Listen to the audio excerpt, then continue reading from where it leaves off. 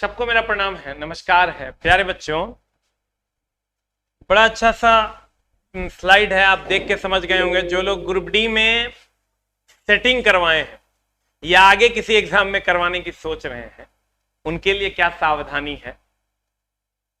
चला कुछ दिन पहले की बात है, एएसएम का डीवी चल रहा था अभी जस्ट, और एक लड़का रोते रोते आया और बोला कि सर हमको बड़ी मार मारा है।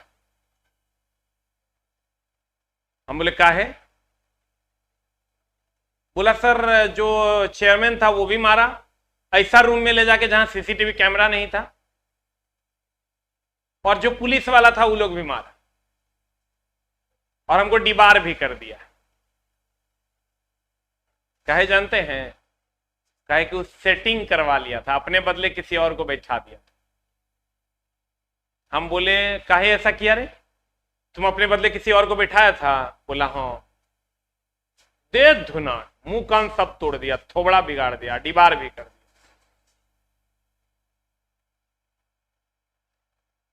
अब रेलवे भी बात को समझ रही है, एसएससी भी बात को समझ रही है कि अगर कोई उल्टा तरीके से मेरे तक पहुंचता है तो उसको सीधा कैसे करना है, और फिर उस बच्चे को जेल भी जाना पड़ा है।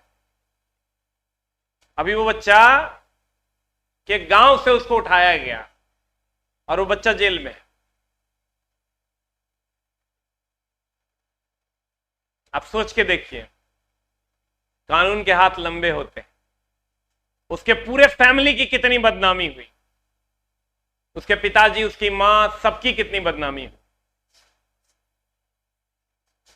मतलब लगभग 12 से 13 टाइप का टूल्स है एग्जाम जो एजेंसी डीवी करवाती है उसके पास, जिससे आपको पकड़ा जा सकता है। आप समझे, जब तक जिंदा रहिएगा तब तक किसी को मुंह दिखाने के लायक नहीं रहिए। इस बच्चे की कहानी सुनकर आप चीजों को समझ पा रहे हो। मतलब जब तक जिंदा रहिएगा किसी को मुंह दिखाने के लायक नहीं बचिएगा, इसलिए सावधान। मेरे दोस्त, एकदम सच्ची कहानी है। आपको लगेगा कि अरे ये पार कर जाएंगे कुछ नहीं होगा, अरे ये बैरियर पार कर जाएंगे कुछ नहीं होगा, अरे ये बैरियर पार, लास्ट में तक में पकड़े जाने की संभावना 100% है। आप बच ही नहीं सकते।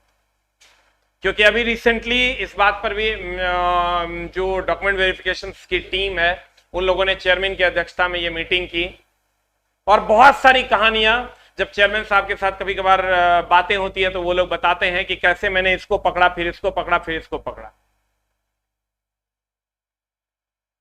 मतलब अनगिनत कहानियां। वो आपके सामने इसलिए नहीं आ पाता है कि वो चीजें मीडिया में नहीं आती, वो लोग सीधे अपना जेल भेज देते हैं और वो लोग जेल चले जाते हैं। अब वो लोग कैसे डीबी करते हैं ये बात भी सामने नहीं लाते हैं, क्योंकि प्रोसेस पता चल जाएगा तो फिर बच्चे बच जाएंगे। तो इस चीज से भी बचना पड़ेगा। तो मेरे दोस्त, कहने का मतलब मेरा ये है कि अगर आप इन सब चीजों से बचना चाहते हैं तो आपको बचने के लिए क्या करना होगा? करना ये होगा कि सब काम नहीं करना होगा। अगर आप करते हैं तो आप ये समझ जाइए कि आरआरबी है या जो भी लोग करवाए हैं तो डॉक्यूमेंट वेरिफिकेशन में नहीं जाइएगा। अगर आपको लगता है कि हम भूल से करवा लिए हैं तो वो डीबी में नहीं जाइएगा, इस चीज का ध्यान रखिएगा, नहीं तो बहुत भयानक तरीके से गड़बड़ी में फंस जाइएगा और 420 में अंदर चल जाइए।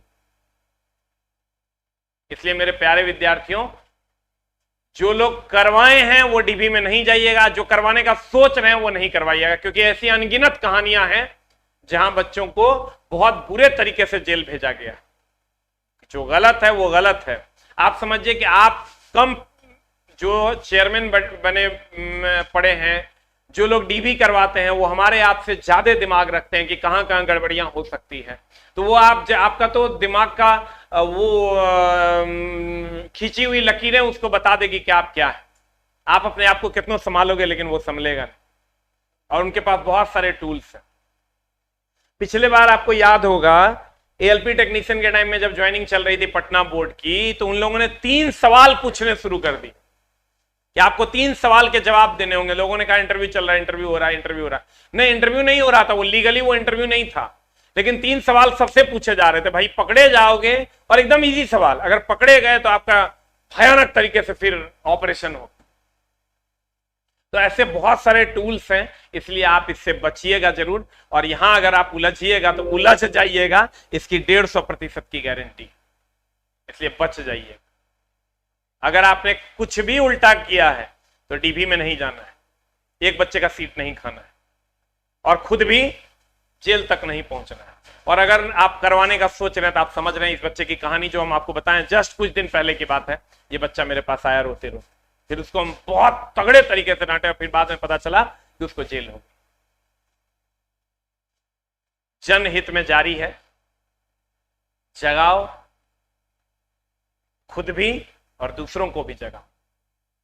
उम्मीद करते हैं ये वीडियो आपको पसंद आया। नमस्कार, थैंक यू वेरी मच।